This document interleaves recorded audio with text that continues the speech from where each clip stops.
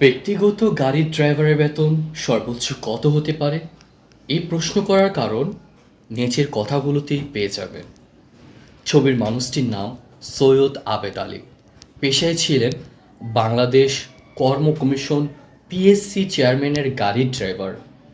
এই চাকরি করে তিনি ঢাকায় 2টা বহুতল বাড়ি করেছেন, কুয়াকাটায় 5 তারকা হোটেল দিয়েছেন, গ্রামের বাড়ি মাদারীপুরে গড়েছেন আলিশান প্রাসাদ।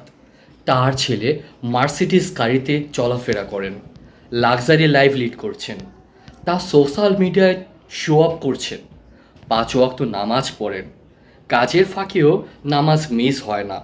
কাজের ফাঁকে নামাজ আদায়ের যেসব ছবি তুলে আবার ফেসবুকেও আপলোড দেন। তরুণদের সৎ পথে থাকার আহ্বান করেন, সৎভাবে জীবিকা উপার্জনের পরামর্শ দেন।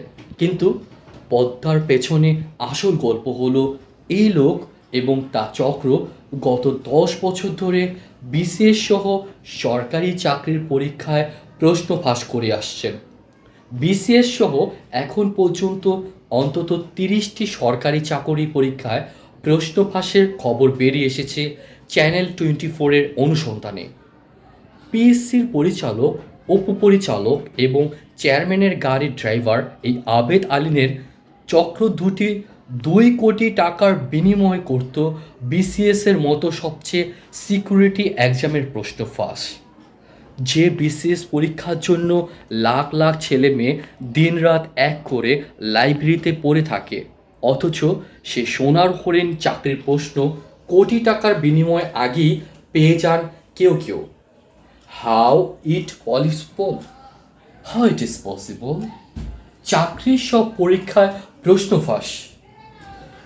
দুর্নীতি এবং স্বজনপ্রীতিতে যখন মোহগ্রস্ত, তখন এই একটি সরকারি চাকরির পরীক্ষায় তরুণদের অবস্থা ছিল। বিশ্বাস নিয়ে তরুণেরা দিনরাত এক করে প্রিপারেশন নিত। আজ সেই বিশ্বাসেও শেষ পেরে ঢুকে গেল। সর্বশেষ রেলওয়ে সরকারি চাকরি পরীক্ষার প্রশ্ন ফাঁস করেছেন তারা। 516টি পদের পরীক্ষা। প্রশ্ন ফাঁস করেছে অন্তত 600 থেকে 700 জনের কাছে। যেখানে ফাইলটা দাঁড়ালো জালিয়াত, সেখানে তরুণদের মেধার ফেয়ার লড়াইয়ের জায়গাটা কোথায়? এদেশের মেধাবী তরুণেরা যাবে কোথায়? গত এক যুগে তরুণরা দেশ ছাড়ার পরিসংখ্যান 3 গুণ হয়েছে। কেন মেধাবী ছেলেমেয়েরা দেশ ছাড়ার জন্য হোমড়ি খেয়ে পড়েছে? তার উত্তর পেয়েছেন, এদেশে না আছে ফেরার চাকরি, না আছে জীবনের নিরাপত্তা, না আছে সামাজিক মর্যাদা।